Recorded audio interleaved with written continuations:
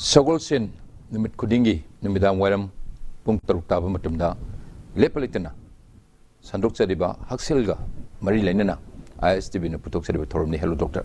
hariba thorum sibu mieng tabiriba aigi nungsi jarba ISTB gi bior sing amukane kurumjari loina ngasi gi episode tadum tara muksiri ngasi gi hello doctor gi thorumda adom gi demak thamjariba topic si recent developments in breast cancer treatment habadi breast cancer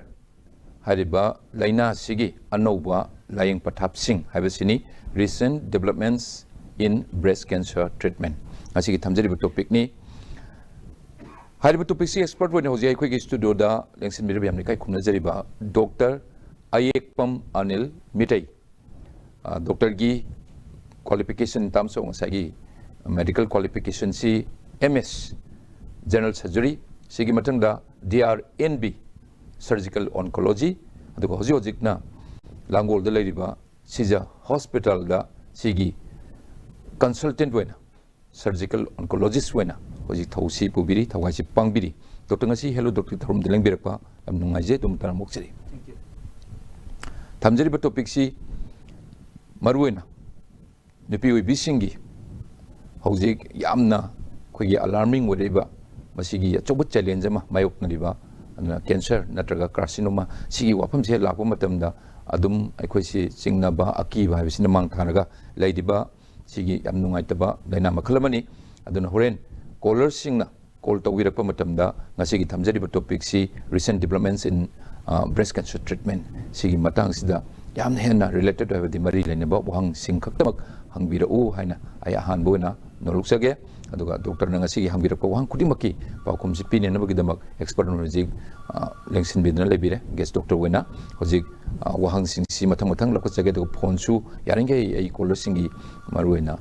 caller singe amba phone se lakhachana na ba madu kan attempt tawjage do ai hanba just overview ma ngasi thamjeba topic sing matang da kari no kramain to no breast cancer se habis ki matang punna khamina ba yana na ba gi wahang se hanboina doctor da lakchage doctor da hangjage mem punna taminsi aduga dongi wahang sing hangna ba tanja lomina se doctor duni breast cancer habis ki matang da just definition ma introduction ma kari no sig overview so da kara more elaborate thambi ba yabra ha breast cancer se akoi gi nupi oiba sing da ayamna tawgan ba ko nupa da su breast cancer se tawbudi aduga nupi oibi sing da khwaidigi nagan ba cancer makhana man sina worldwide oina khwaidigi most common cancer ne nupi sing da saurakna sahi amada almost 20 lakhs kumba se diagnose taw worldwide ko india gi oina around 2 lakhs kumba se sahi amada diagnose taw aduga india gi oina samlapna migi nupi amagi magi lifetime da haiba tare ko sahi nupi kun mapan gi manungda nupi amadi breast cancer develop tawbagi chance lai india gi indian jing da indian nupi jing da haita adu india gi habisida manipur si include pudi tawre adu hoji si hospital doctor lebiri adu manipur gi context gi yengba matam dani manipur si seisa ka mam pronore adu ga si case si ka mam thengnare kramai to manipur gi scenario si kramai taw hoi manipur gi dasu arum atopa india gi mafam atopa da leiba adu maina adum thengnai manipur da su aduga breast cancer se adum common oi haiba tare nupi sing da khwaidigi commonest cancer ni manipur da su aduga manipur da di breast cancer si suna taba topa nupi da cervical cancer ko nupi sing da naga cervix na cervix ko gi angang khau machin haina budo adu da su yam common ni aduga lung cancer si su yam common oi ba nupi sing da naga ba kaino man yam nungaji sima sarokpa ma breast cancer si haibire ado kitang khamina ba nungaina ba haitare masigi process of diagnosis haitare ado nupi oi bisingna maru oina sigi lena yamna sadigraba aduga singai oi ba ki ba power masigi lena se masi aingonda nare narakpa yai natraga nabagi symptom kana haibisi saida diagnosis si kramai na tawi hoji anobo laing pata thamjari topic si maruina anobo treatment ma am lakpa si saida kitang sigi information pa haibi gi diagnosis se ayam matam da saida di khoi gi government organized screening je tawdamni na ayam matam da nubi jina lakpa je symptom je pura ga lakpa moina kwai commonest symptom moina hairakpa se khoi gi breast apomba ma laibo ko adagi nipple je khoi gi nakan nama duga mana da ba singjan gi ba natraga deform to size da nipple se khoi gi manung sanction gi ba ta retraction hai khoi na adagi discharge leibo ko adu kari kari gum tam de advance stage ta khoi gi segak ta pomak pa sisu yam kaman amane aduga otherwise khoi gi screening phajana tawba pham atopa lebak sing da khoi gi moi sa ayam matam da khoi gi khoi gi khutna thengna ba phangdringai da moi sa ayam matam da khoi gi mammography sta ubna ayam diagnose tawi moi sa adu ji sije da di crematory ji mammography hai tar example mammography se khoi gi screening habis dia khoi gi sungna na da ba mi ma khoi gi sahi matang si yore haira kan da khoi na screen dok thok pane bu ko aduna sija dala khoi gi state sida hai tare ko khoi gi nupi sing yoi ba suma screening program ji lei tamni na ya mana moi masana check tok thok sage ha lak pa kan da khoi na mammography je advice taw aduga ss mammography se khoi gi nubi sing na sahi nimpu sura bu ko sum kan da di sahi khuding gi si se screening guidelines ki matung ina sahi khuding gi sahi amda mammography se amu low se masi advice taw the physical examination kitang magi sign symptom yam se moina sahi su le hoji doctor na habi matam da age is very important sahi nimpu ga sura agadi check tawwa the prior to that oiba su ya aduga du matung da commonly admana la ha habani na ado masa self se nupi sing se moina kitang adugumba mayam sidagi maroina early detection natraga lagnum kitang yengjana bagi tips and haitare ne nupi sing is the pba ba koigi message haitare adu kari tawon be yai moise khoi se mayam na dum advice taw biba khoi gi self breast examination ko isana isagi breast wi examine tawba si se mamang da su kaya ga na dum mai thengna gre si gi hives khoi gi breast sida khoi gi mirror mamang da isana pair ga yengjaba haitare ko akoigi left breast in right breast na pair ga yengba admaina phamaga su mu yengba lepaga su mu yengba sigi cell breast examination sima ya si toktopi ga damni tha khudingi ko amege nupi khudimang na adu kari no maruina kuni examination tok dusi kari thengna no kari no kuna yengdur se is koina apumba lei thengna ba se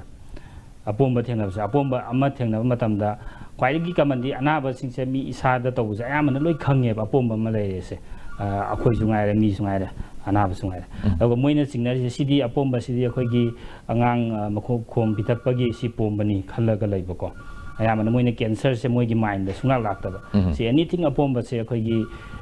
nangna kana doctor amda consult tawbi ga dan masi cancer eramba ya he basi mind da long thambi ga dan ni adi pre condition tawga thambi tangai pa le efficient adi late diagnosis ayamana moina khangdabagi nate ba pombe se moina khangaga moina hangnaraga sidi aigi su tawki sidi angang kompitakoda mai tawbuni hairaga admaina tawbu ngatane diagnosis se tawda pakthok chamba haitare ne masi gi thabak simadi tawbiganu haina and any time sumba kitang doubt nam leiragadi doubt am leiragadi ko si breast cancer oiramba yai hairaga si je check up doctor adigi so the doctor how fast to id ka kana khogi medical terminology me am si khangdi khangjidre da tajari ne hojiki diagnosis ki process la pa matamda anuba londa wena khogi cord biopsy kind of haiba the sentinel lymph node biopsy kind of haibagumba ma habi soro pum tajari so I see kari no kari obiya ge duga hojiki breast cancer kari maile ne ge prometo kitang breast cancer diagnosis se khoina hamada clinical examination sima yam maru ere ko adagi mathang da khoina imaging hai tare imaging je most common je khoina tawjaba se khoi mammography je ko aduga ahum subaji da khoina diagnosis ki da mag tawri je khoina yetum thilaga tissue je mate am loktho kan da magi pathology se yeng doi ne bu ko ado mayamna khoigi khangna gani FNAC su dum tawnai ko core biopsy na khoina cancer ji amna suspect toraba matung da ko khoigi mammogram sida khoigi moigi reporting da laijari khoigi virus kaina ko ada virus na 4 hex uraba virus 4 listen kano je pira report se adudi masi yetum thilaga masi test tobagi dakar oire ko aduna yetum thinba sida khoina khoigi FNAC da tawna yetum macha piktu khara kano tawba hai ta akupa hai ta ko aduga core biopsy haibesina khoina masida tawri se yetum je kitang chawi masigi yetum se aduga sige OPD procedure abani masi OPD da laaga akoigi local khara kapaga dum ana bse sum pangda han anesthesia hoi asi pira matung da khoina tissue je mate khara lokthokpa tissue je akoigi yetum je khara chauduna akoigi tissue gi core ma hai tare ko adu lokhthoga masina diagnosis tꯧꯕꯅꯦ ꯁꯤꯅ ꯍꯦꯟꯅ FNS-ꯗꯒꯤ ꯍꯦꯟꯅ accurate ꯑꯣꯏꯕ ꯑꯗꯨꯒ ꯑꯩꯈꯣꯏꯅ test ꯇꯧꯅꯤꯡꯕ ꯑꯩꯈꯣꯏꯒꯤ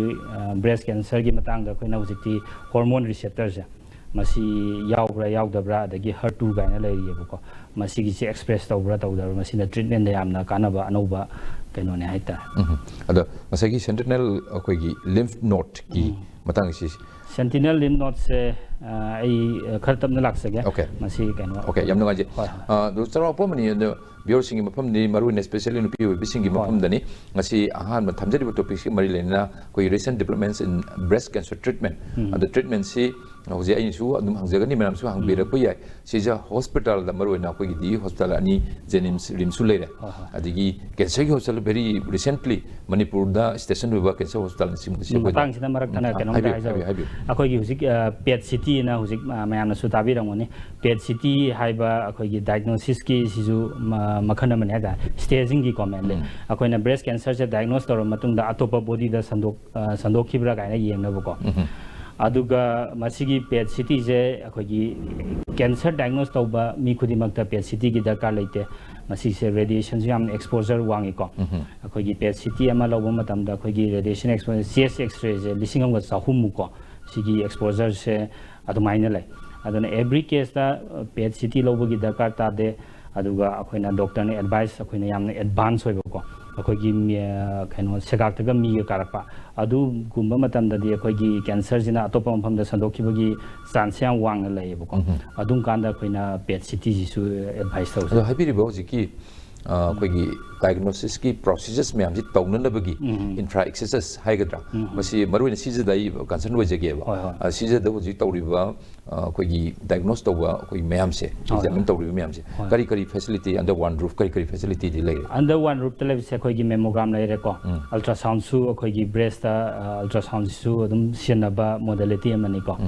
ultrasound ꯑꯗꯒꯤ ꯃꯦꯃꯣꯒ꯭ꯔꯥꯐꯤ ꯂꯩꯔꯦ ꯑꯗꯨꯒ ꯀꯣꯔ ꯕꯥꯏꯑꯣꯞꯁꯤꯒꯤ ꯄ꯭ꯔꯣꯁꯤꯖꯔꯁꯦ ꯑꯦꯅꯤ ꯗꯣꯛꯇꯔꯅ ꯑꯗꯨꯝ ꯇꯧꯕ ꯌꯥꯕ ꯄ꯭ꯔꯣꯁꯤꯖꯔꯅꯤ ꯃꯁꯤꯁꯨ ꯑꯗꯨꯒ ꯍꯧꯖꯤꯛꯀꯤ ꯑꯩꯅ ꯍꯥꯏꯖꯈꯤꯕ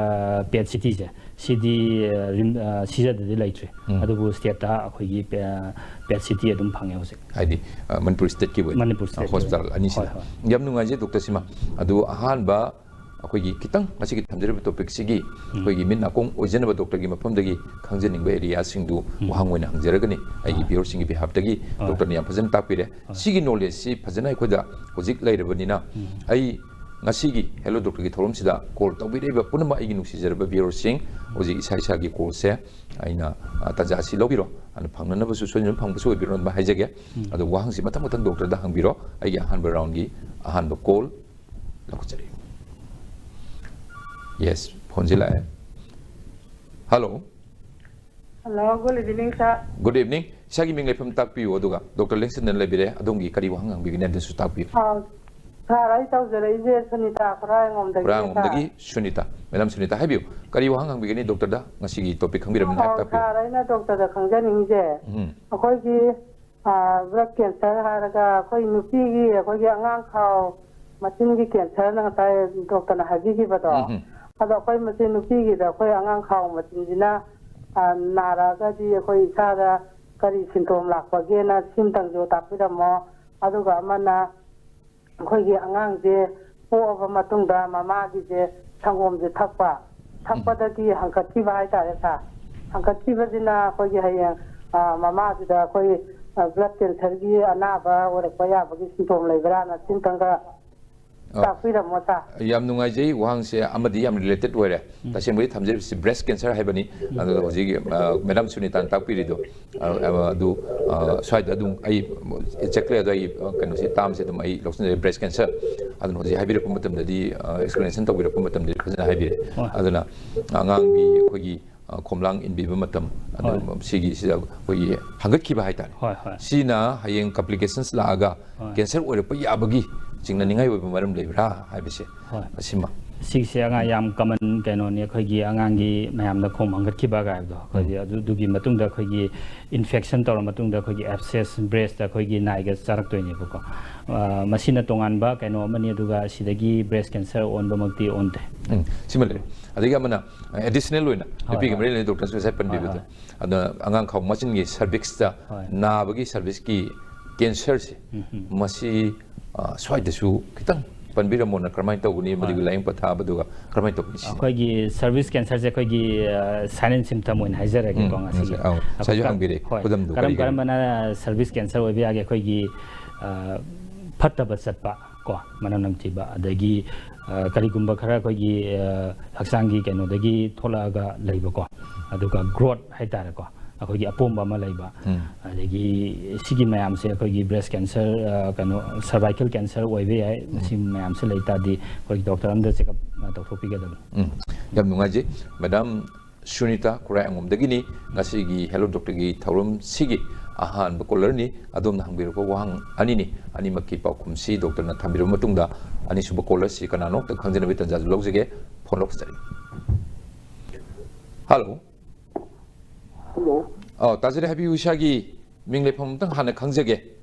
ꯑꯗꯨꯒ ꯋꯥꯍꯪꯁꯨ ꯍꯪꯅꯅꯕꯒꯤ ꯇꯥꯟꯖꯥꯁꯨ ꯂꯧꯕꯤꯌꯨ ꯍꯥꯏꯖꯒꯦ ꯏꯁꯥꯒꯤ ꯃꯤꯡ ꯂꯩꯐꯝ ꯇꯥꯛꯄꯤꯌꯨ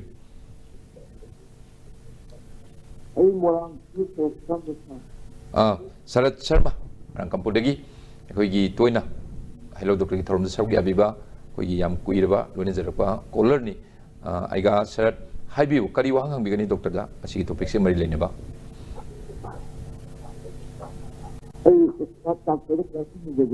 ꯑꯩꯈꯣꯏꯒꯤ ꯅꯨꯄꯤꯒꯤ ꯕ꯭ꯔꯦꯁ ꯑꯅꯧꯕ ꯂꯥꯏꯌꯦꯡ ꯑꯃ ꯂꯥꯛꯄ ꯃꯁꯤꯅ ꯍꯥꯟꯅꯗꯤ ꯕ꯭ꯔꯦꯁ ꯂꯧꯊꯣꯛꯄꯗꯤ ꯌꯥꯔꯣꯏꯗꯅ ꯑꯗꯨꯒ ꯅꯨꯄꯥꯗ ꯕ꯭ꯔꯦꯁ ꯀꯦꯟꯁꯔ ꯇꯧꯋꯦ ꯍꯥꯏꯁꯦ ꯅꯨꯄꯤꯗꯗꯤ ꯂꯧꯊꯣꯛ ꯑꯗꯨ ꯅꯨꯄꯥꯗꯗꯤ ꯀꯔꯝꯕ ꯂꯥꯏꯌꯦꯡ ꯈꯛꯇꯒ ꯇꯧꯔꯤꯅꯣ ꯁꯤ ꯈꯪꯖꯅꯤꯡꯕ ꯌꯥꯝ ꯅꯨꯡꯉꯥꯏꯖꯩ ꯈꯤꯇꯪꯗꯤ ꯁꯦꯡꯐꯠꯇꯕ ꯑꯩꯒꯥꯒꯤꯁꯦ ꯑꯩꯈꯣꯏꯒꯤ ꯏꯟꯀꯃꯤꯡꯁꯦ ꯈꯤꯇꯪ ꯑꯩꯈꯣꯏꯒꯤ ꯈꯔꯁꯨ ꯇꯞꯅ ꯇꯥꯖꯕ ꯑꯗꯨꯒ ꯋꯥꯍꯪꯁꯤ ꯈꯪꯕꯨꯗꯤ ꯈꯪꯖꯔꯕꯅꯤ ꯆꯥꯎꯔꯥꯛꯄ ꯑꯃꯗꯤ ꯑꯗꯣ ꯑꯃꯨꯛꯇꯪ ꯋꯥꯍꯪꯗꯨ ꯇꯦꯟꯁꯤꯟꯕꯤꯔꯒ ꯑꯃꯨꯛꯇꯪꯒ ꯍꯪꯕꯤꯔꯣ ꯈꯤꯇꯪ ꯍꯧꯅ ꯑꯗꯨꯒ khitang mek siang nong tang taja ba ya brong ting jigam tang habi roiga akoi ni misi le dress kan hato bese na ko ga no ko no ko ko ado ini ano balayin di lokset pada ngamada ado akoi ni fa de dress kan hato ya haida nuti de ado no ko ni fa de tem hai so ga layin yam nungaje wahang si yam phajan hang bire tajare hoji doctor da wahang si doctor supun na tamin najare an doctor na sunne khumbirani ado aigagi sarmagi phone si thambiro do doctor na kari haigi haido khoi punna mutang khangminasi maruina hoji ki anobo laing patha ba khoi ngasi thamjare sini aduna recent developments sai si in terms of sai gi breast cancer treatment sida koi gi breast cancer si na ba matam da breast si pulap na lokthok pa se masi lokthok tan yengba ya bagi haidi laying si boiba adugumba si develop tawrabra leirabra sima adugu nupa da karigumba matam da su nupa da su breast cancer lebe adu nupa di karmai laying gi muisi haibisini akogi breast cancer gi akogi mayamna conventional treatment hai taradi akogi whole breast se lokthok akogi axillars da yauriba fat akoina axillary dissection hai axillars da mi je akogi breast ki mi je akogi segak si da drain tawe ko aduna sigi breast se punna lokthokpaga aduga axilla da yauriba akogi magi mi hai tare ko lymph node hai ko akoina lymph node se sigi punna lokthokpa sine akogi conventional akogi treatment se ko aduga aigana huji hangbira kibo wahang akogi mati ama lokthokpa yabra ko bacha do hujik recent advance ki matung ina akogi si se yamna common treatment ne akogi akoina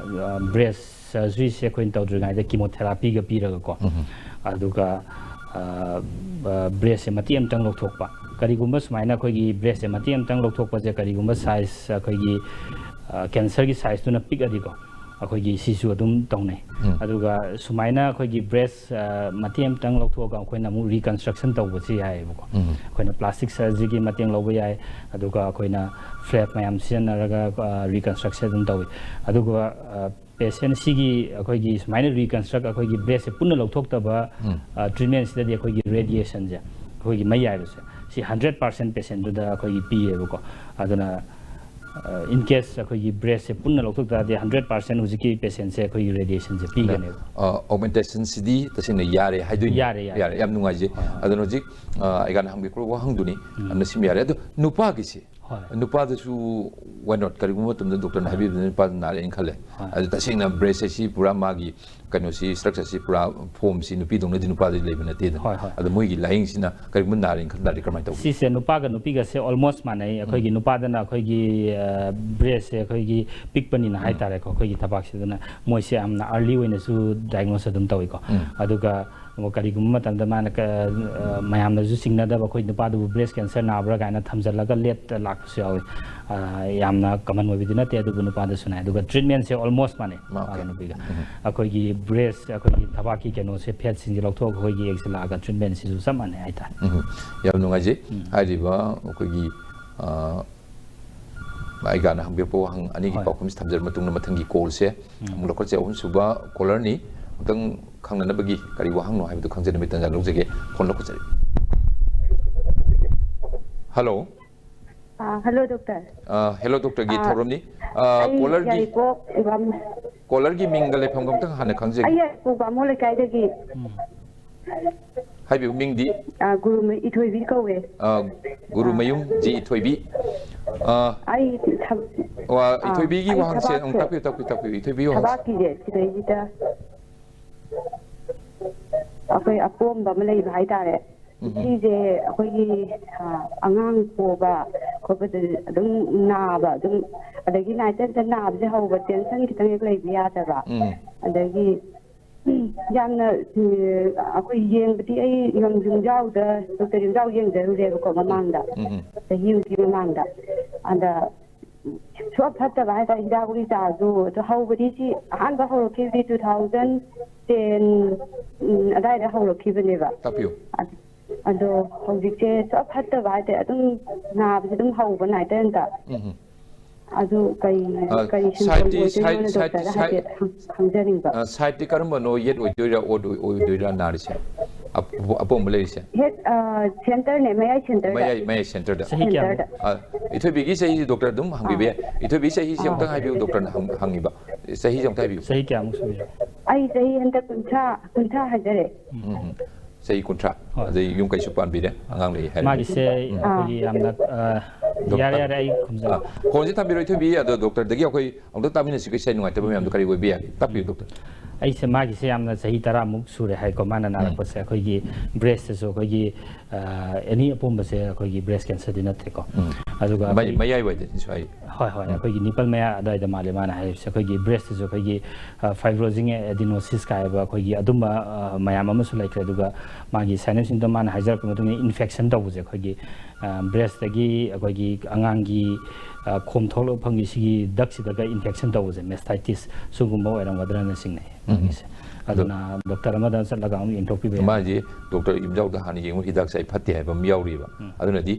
maruina specifically specialized to karam doctor da salaga kana da salaga di ani surgeon amada dum mana check up kumba dum salaga si yeng ba ya ga ne na khang yam nungai je ithoi bigi yam thudungna chingna ningai su leiten doctor su habiri ada na ba pom khudi musi lorma cancer oiba na te na adubu mari leina ba doctor amada physician amada surgeon amada chatpiraga anam di liba phatte na dumaina ada doi katang thuni yeng thopine na bi madugi tanja du dum lawi doctor su lei sida lei biri ni yeng bigi har su dum la pai aduna sigi khudung chabam logbi wo hana ni sima thamjare ada ithoi bigi pakum pijar ba tung dani mathangi call se mu lokachari hello hello tajira habiu minglai pam tak pi wangang bi hello tajire sagi caller gi mingle pham gam ta habiu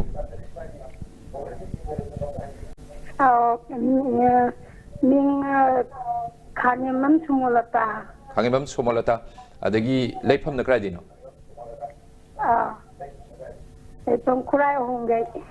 kurai ahonge dagi sumolata habiu doctor lengsin lebire ngasi gi topic kami mi wangang bi sa ai je kai no ne ba thaba ye thang ba site ki da ne mathak wa sida kero in hai ba po maga thagat laga lai ba habiu ado si gawati da chatlaga hidak so ahum lakka pure da ji sija da ju anira hidak ka pe do si ꯐꯠꯇꯕ ꯑꯗꯨꯒ ꯍꯧꯖꯤꯛꯁꯦ ꯆꯤꯛꯄ ꯅꯥꯕ ꯑꯗꯩ ꯊꯥꯕ ꯑꯗꯨꯝ ꯇꯧꯕ ꯁꯤꯕꯨ ꯐꯠꯇꯕ ꯑꯣꯏꯔꯛꯄ ꯌꯥꯕ꯭ꯔꯥ ꯀꯔꯤ ꯑꯣꯏꯗꯣꯏꯅꯣ ꯈꯪꯖꯅꯤꯡꯕ ꯐꯣꯟꯁꯦ ꯑꯗꯨꯝ ꯄꯥꯏꯕꯤꯌꯨꯀꯣ ꯗꯣꯛꯇꯔ ꯀꯔꯤ ꯍꯪꯕꯤꯅꯤꯡꯕ ꯂꯩꯔꯤ ꯌꯥꯔꯅꯤ ꯑꯣꯀꯦ ꯁꯣꯃꯂꯇꯥ ꯑꯗꯣꯝꯒꯤ ꯋꯥꯍꯪ ꯗꯣꯛꯇꯔꯅ ꯐꯖꯅ ꯇꯥꯕꯤꯔꯦ ꯍꯧꯖꯤꯛ ꯗꯣꯛꯇꯔꯅ ꯑꯗꯣꯝꯒꯤ ꯋꯥꯍꯪꯒꯤ ꯄꯥꯎꯈꯨꯝꯁꯤ ꯄꯤꯔꯛꯑꯅꯤ ꯐꯣꯟꯁꯤ ꯊꯝꯕꯤꯔꯣ ꯑꯗꯨꯒ ꯑꯩꯈꯣꯏ ꯄꯨꯟꯅ ꯑꯃꯨꯛꯇꯪ ꯇꯥꯃꯤꯟꯅꯁꯤꯀꯣ ꯗꯣꯛꯇꯔꯅ ꯀꯔꯤ ꯍꯥꯏꯒꯦ ꯇꯥꯛꯄꯤꯌꯨ ꯑꯩꯈꯣꯏꯒꯤ ꯃꯥꯅ ꯍꯥꯏꯔꯛꯏꯁꯦ ꯑꯩꯈꯣꯏꯒꯤ ꯁ꯭ꯀꯤꯟꯒꯤ ꯑꯩꯈꯣꯏꯒꯤ ꯕ꯭ꯔꯦꯁꯀꯤ ꯁ꯭ꯀꯤꯟꯁꯤꯗ ꯑꯩꯈꯣꯏꯒꯤ ꯀꯤꯂꯣꯏꯗ ꯍꯥꯏꯁꯦ ꯑꯩꯈꯣꯏꯒꯤ ꯁ꯭ꯀꯤꯟꯁꯤꯗ ꯑꯩꯈꯣꯏꯒꯤ ꯁꯔꯖꯔꯤ ꯇꯧꯔꯨꯕꯒꯨꯝꯕ ꯀꯩꯒꯨꯝꯕ ꯁꯣꯛꯈꯤꯕꯒꯨꯝꯕꯗ ꯑꯩꯈꯣꯏꯒꯤ ꯀꯣꯟꯅ ꯊꯥꯒꯠꯂꯛꯄꯀꯣ ꯁ꯭ꯀꯤꯟꯁꯤꯗ ꯁꯤ ꯌꯥꯝ ꯃꯁꯤ ꯑꯌꯥꯝꯕꯅ ꯄ꯭ꯔꯤꯗꯤꯁꯄꯣꯖꯤꯁꯟ ꯂꯩꯕꯀꯣ ꯃꯤ ꯈꯔꯗꯅ ꯇꯧꯋꯤ ꯈꯔꯗꯅ ꯁꯨꯡꯇꯧ ꯇꯧꯗꯦꯀꯣ ꯑꯗꯣ ꯃꯁꯤꯁꯦ ꯃꯁꯤꯅ ꯀꯦꯟꯁꯔ ꯑꯣꯜꯂꯛꯄ꯭ꯔꯗꯤ ꯃꯁꯤꯅ ꯀꯦꯟꯁꯔ ꯁꯨꯡꯑꯣꯟꯗꯤ ꯑꯣꯟꯗꯦ ꯃꯁꯤꯒꯤ ꯇ꯭ꯔꯤꯠꯃꯦꯟꯁꯤꯅ ꯇꯣꯉꯥꯟꯕ ꯂꯥꯏꯟꯁ ꯑꯃꯅꯤ ꯀꯩꯅꯣ ꯇꯧꯔꯒ ꯃꯁꯤ ꯁ꯭ꯇꯦꯔꯣꯏꯗ ꯀꯩꯀꯩꯁꯨ ꯀꯥꯞꯅꯩ ꯑꯗꯨꯒ ꯏꯟ ꯀꯦꯁ ꯑꯩꯈꯣꯏꯒꯤ